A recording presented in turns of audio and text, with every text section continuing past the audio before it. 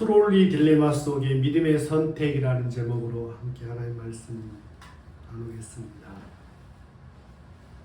트롤리라고 하는 이 단어는 전차, 전동차라는 뜻입니다. 또는 손수레, 우리 마트에 가면 키트라는 말로도 쓰여집니다.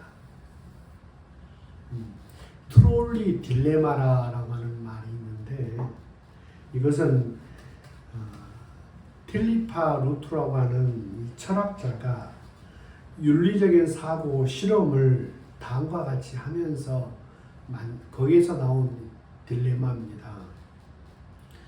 브레이크가 고장난 이 전차, 이 트롤리가 선로 위에서 5명을 향해 달려가고 있습니다. 당신 앞에는 선로를 바꿀 수 있는 레버가 있습니다. 레버를 당기면 전차는 선로 위에 5명 대신 다른 선로에 있는 한 사람을 치게 됩니다. 가만히 있으면 전차가 5명을 죽이고 내가 선로의 레버를 바꾸면 이쪽에 5명은 살고 1명이 죽습니다. 여기에서 질문이 당신은 레버를 당기겠습니까? 이런 질문입니다. 어떤 분은 5명은 내가 모르는 사람이고 이쪽에 1명은 내가 아는 가족이다. 그래서 나는 5명보다 그냥 레버를 당기지 않고 1명의 가족을 살리겠다. 그런 사람도 있을 수 있고 한 명을 희생하는 게 낫지 5명을 살려야지 라고 하면서 레버를 당기는 사람도 있을 것입니다.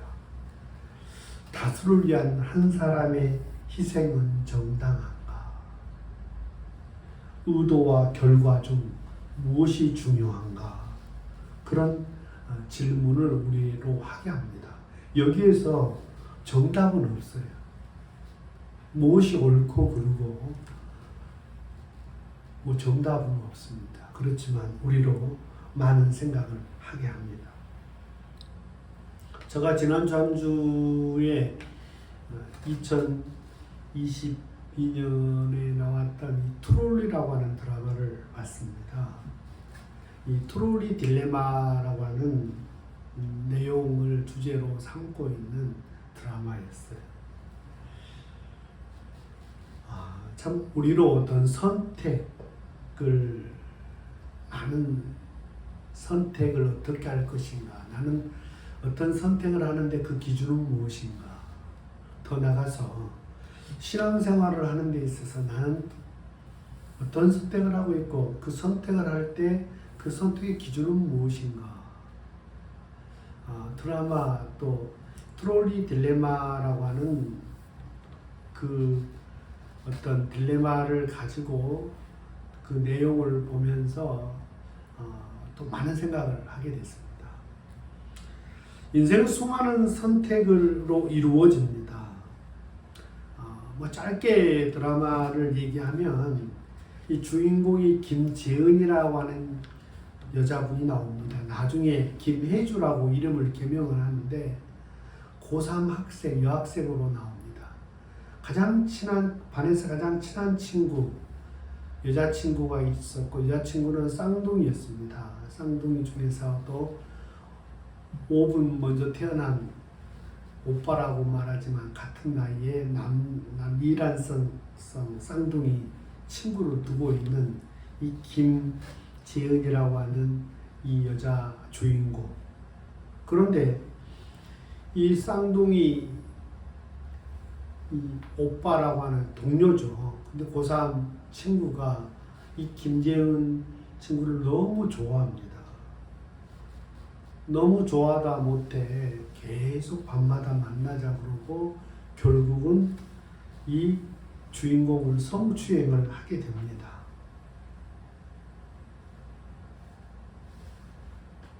경찰서에 가서 신고를 하려고 했다가 신고를 하지 못하고 그의 어머니를 찾아가서 이러이러한 일이 있었다고 얘기하니까 내가 너의 대학 갈 때 그 학교 이사장을 알고 있으니까 등록금을 해결해 주겠다고 하면서 절대 이 사실을 얘기하지 말라고 회유를 합니다.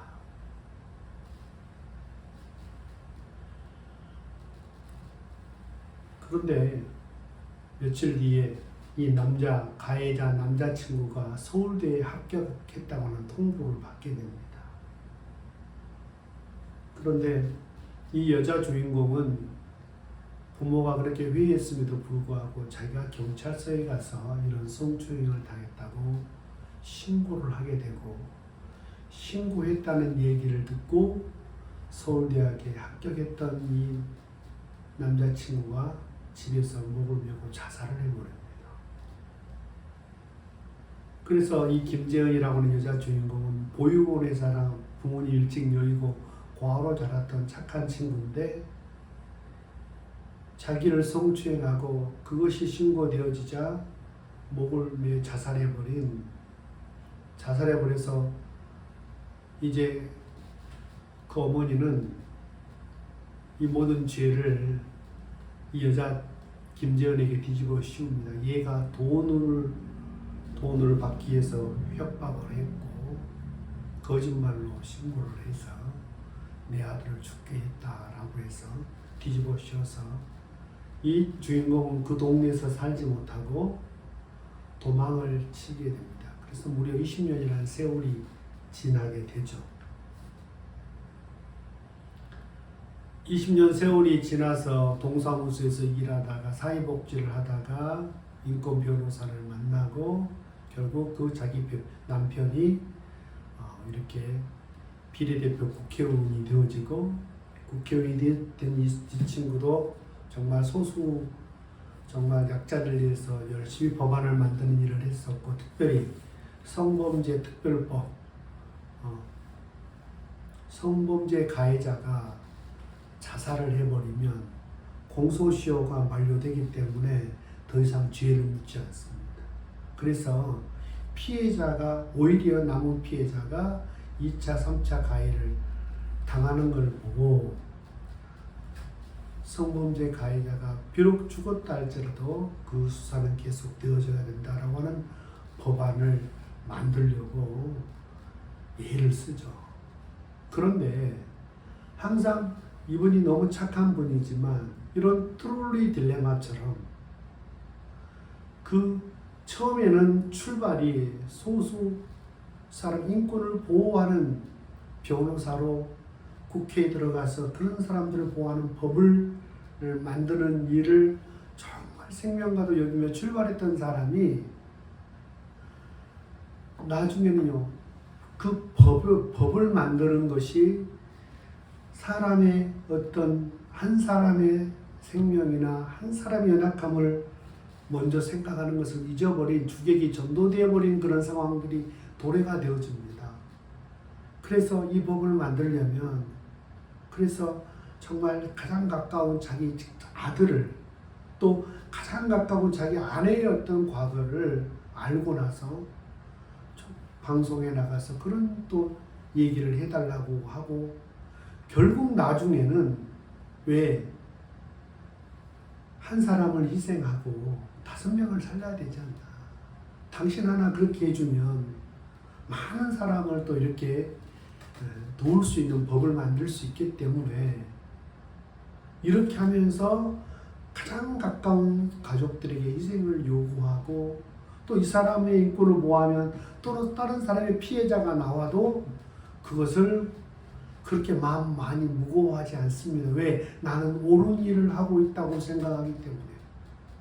결국 나중에 끝날 쯤에는 법안이 곧 만들어지기 직전인데, 정작 이 국회의원 본인이 5년 전에 자기가 인권 변호사로 있었을 때 남편으로부터 폭행을 당해서 자식이 죽고 고통 가운데 있던 그 여자분을 자기 부인도 좋아하고 친척이 없고 그러니까 자기 집에 1층에 같이 해서 가족처럼 지냈던 그 아줌마를 5년 전에 성폭행했던 사실이 아내에게 이제 아내가 알게 되어집니다. 그런데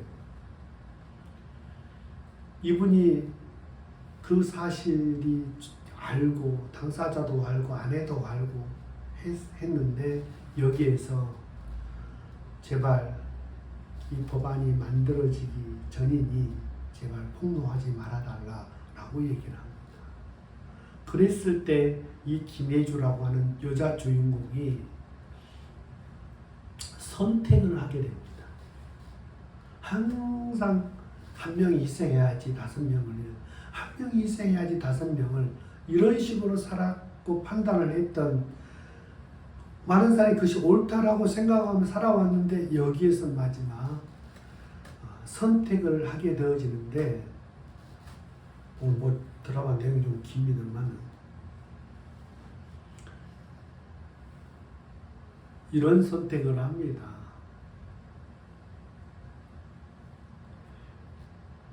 왜 상대방에 대한 진심 어린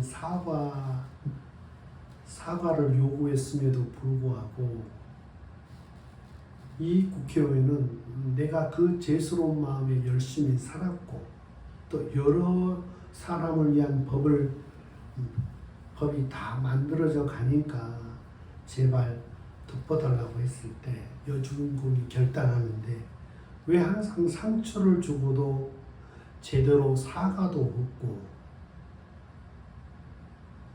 상대방에게 하는 사과를 왜 자기 식대로 하는지 이것은 아니다.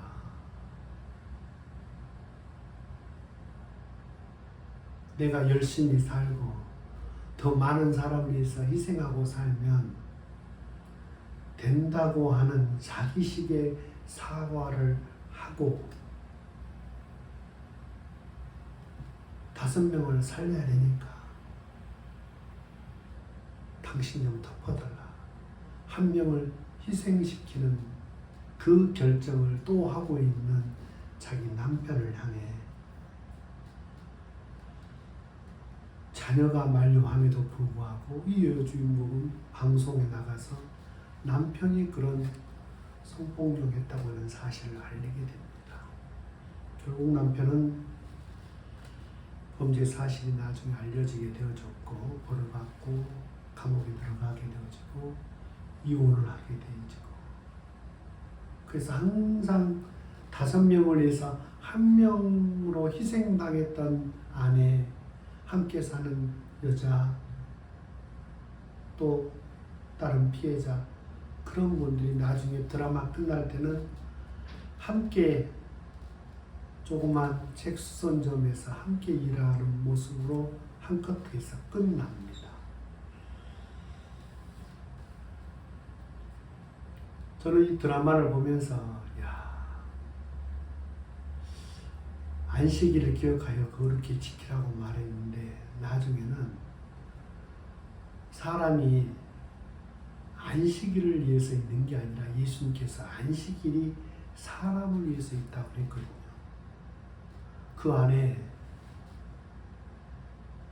내가 하고 싶은 내가 의롭게 하고 싶은 어떤 그 일을 위해서 결국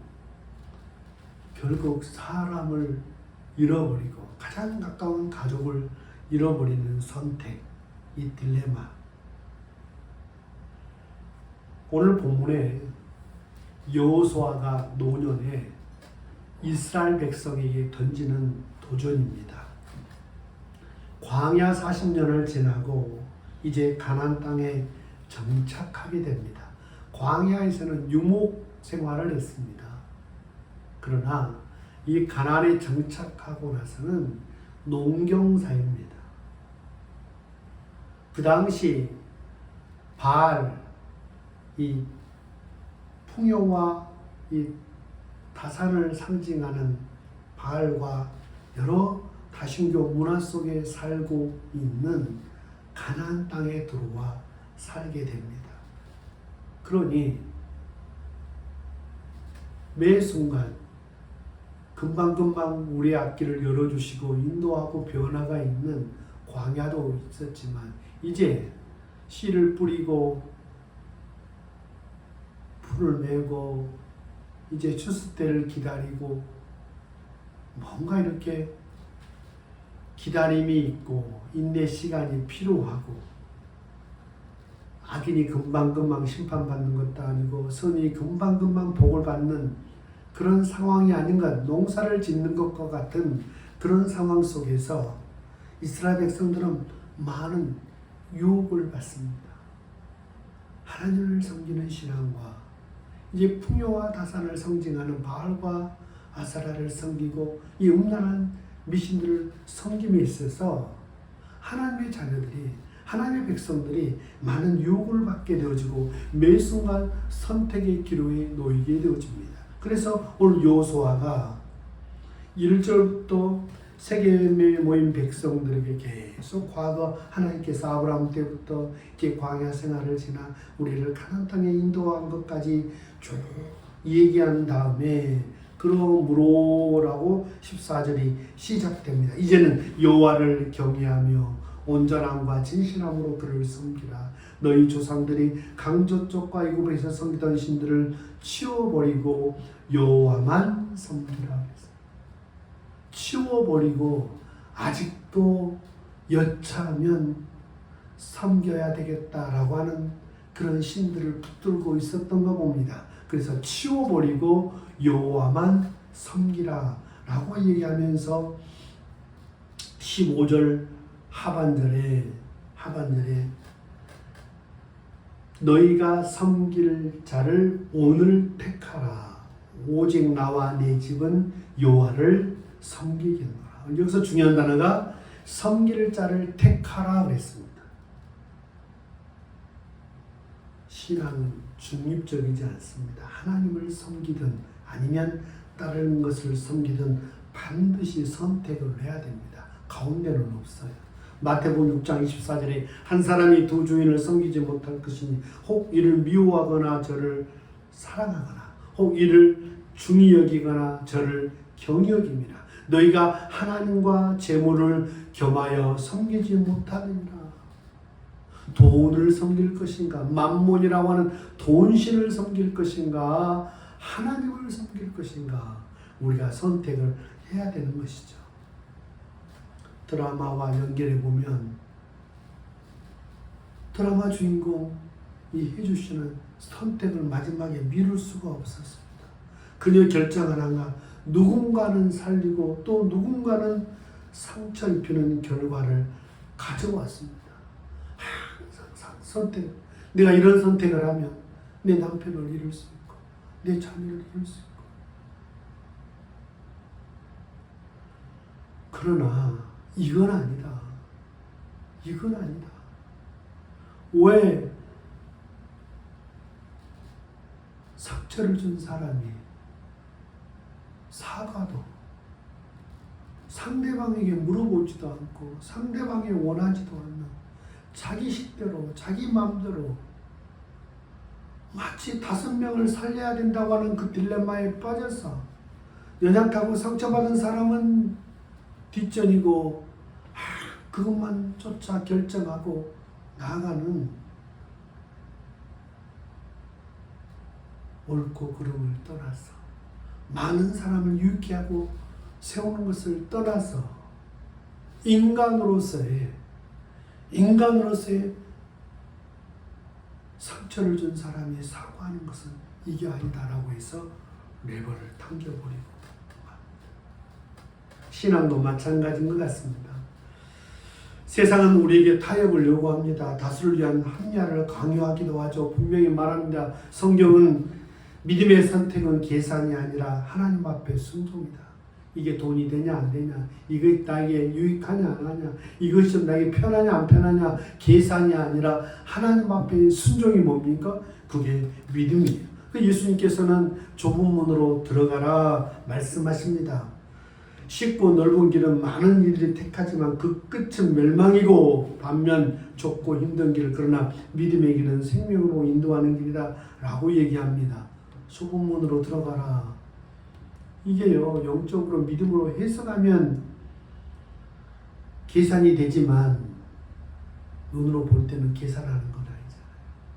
주님이 기뻐하는 길이고 생명의 길이라고 하니 선택했더니 하나님께서 그 끝을 아름답게 하셨다. 우리 믿음의 사람들이 항상 이 선택의 기로에 놓였을 때 어떤 선택을 해야 될 것인가? 예수님이라면 어떻게 하셨는가? 라고 하는 것이 우리에게 기준이 되겠죠.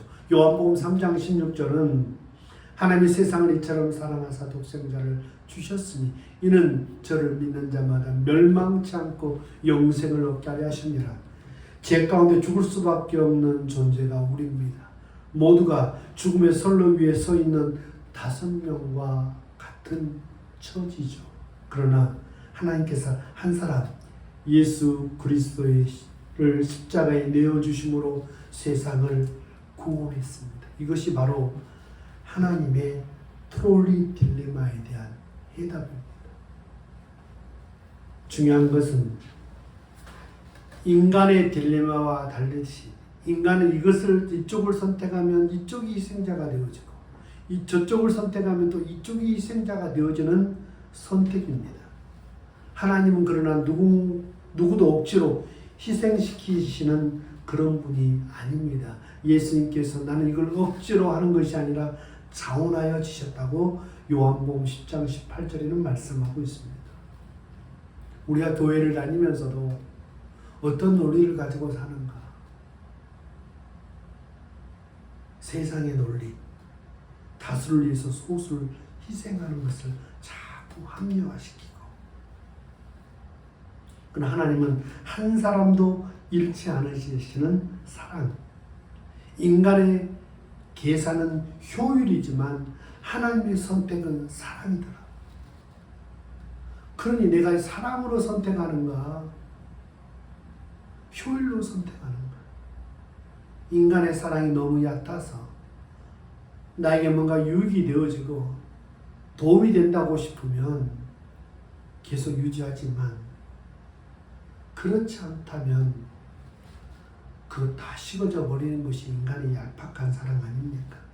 하나님의 선택은, 인간의 계산은 효율이지만 하나님의 선택은 사랑이다.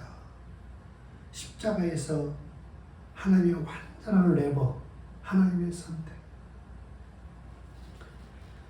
우리의 선택도 십자가 앞에서 결정됩니다. 신앙생활은 매일의 선택이죠.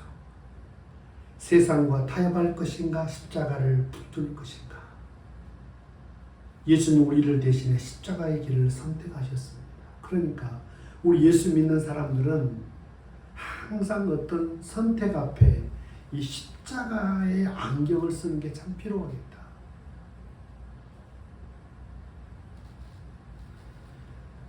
이 트롤리 딜레마는 철학자들에게도 아직도 풀리지 않는 문제입니다. 정답은 없다고 해요. 뭐가 정답이냐? 한 명을 희생시키고 5명을 살리는 거. 가만히 있으면, 그냥 가만히 있으면 5명을 치워서 죽이는데 나는 가만히 있었다. 나는 아무것도 하지 않았다. 그리고 5명을 살리기 위해서 나는 레버를 당겨서 1명을 죽였다. 무엇이 옳으냐? 그 1명이 여러분의 가족이면 여러분 어떤 선택을 하겠습니까? 혹여 5명이 죽더라도 나는 가만히 있어버린 사람의 선택이 틀렸다. 고만 얘기할 수 있나요? 정답은 없어요.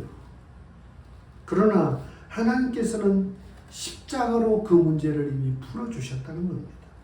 다수를 살리기 위해서 한 사람을 희생시키는 것이 아니라 모든 인류를 위해 살리기에 스스로 한 분이 희생되셨다는 겁니다. 우리도 그 십자가의 은혜를 붙들고 우리의 삶 속에서 크고 작은 선택 앞에서 언제나 십자가의 길을 사랑의 길, 그 십자가의 길을 선택하는 저와 여러분 됐으면 좋겠어요.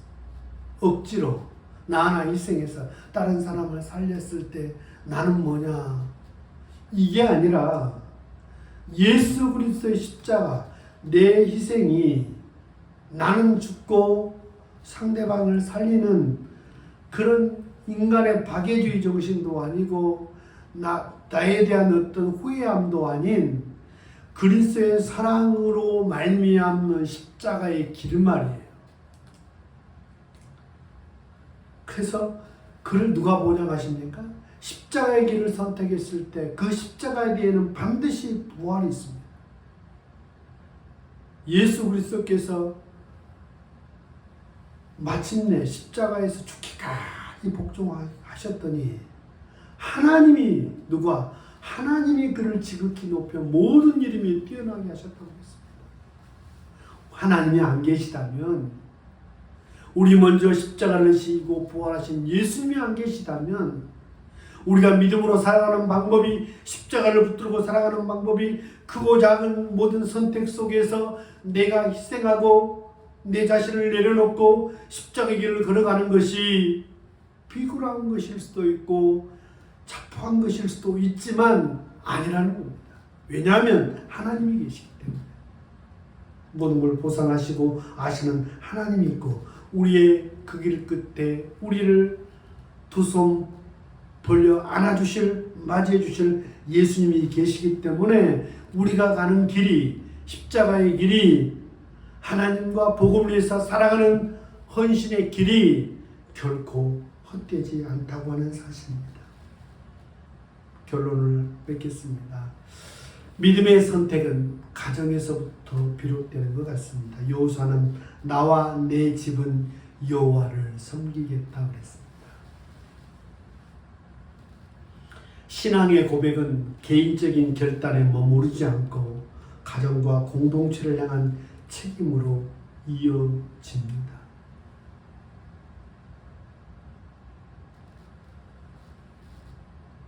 트롤이라는 드라마를 보면서 나는 내가 옳다고 생각하는 것, 주님이 그렇게 생각하지도 않을 건데 내 스스로 주님의 일이 마치 5명을 살리는 일인 것 마냥 생각하며 한 명의 희생을 강요하고 그 어려움 당한 사람에게 정말 사랑으로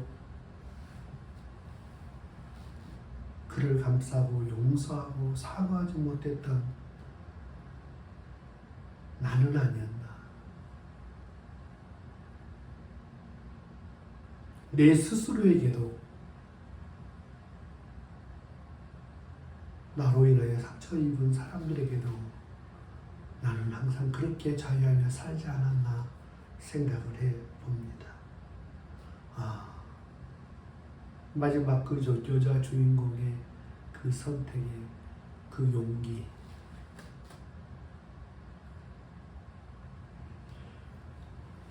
오직 이제 믿음의 선택의 용기가 우리에게 필요할 때라고 생각합니다. 오직 나와 내 집은 여호와를 섬기겠노라. 억지로 벌받을까 싶어서 마지못해가 아니라 기쁨으로, 감사함으로, 자원함으로 십자가의 길을 선택해서 주님께서 우리 인생을 챙겨주시는 그런 인생을 살고 싶습니다. 여러분은 어떠십니까? 어떤 선택과 결정 앞에서 여러분 그 기준이 뭡니까? 효율입니까? 사랑입니까? 그분을 향한 사랑입니까? 내가 어느 것이 더 편하고 복이 되냐 안 되냐 그 기준이 효율입니까? 항상 주님을 사랑하고 십자가 은혜를 붙들고 사랑의 길, 십자가의 길을 선택하는 저와 여러분이 다 되시기를 주님의 이름으로 축원합니다. 기도하겠습니다. 하나님 아버지, 하나님이 우리를 부르신 것은 우리를 사랑함으로, 멸망치 않고 영생을 얻게 하려 하시고 우리를 사랑하셔서 부르셨습니다. 그 하나님의 사랑으로 영혼을 사랑하고 가족을 사랑하고 하나님께서 주신 소명을 더 사랑하는 저희들이 될 수 있도록 도와주옵소서. 언제부턴가 사랑은 다 식어져 버리고 기준만 남고 법만 남고 앙상한 뼈만이 남아있는 우리의 모습은 아닙니까? 이제 옳고 그름의 기준마저도 무너져서 정체성을 잃어버리고 살지는 않습니까?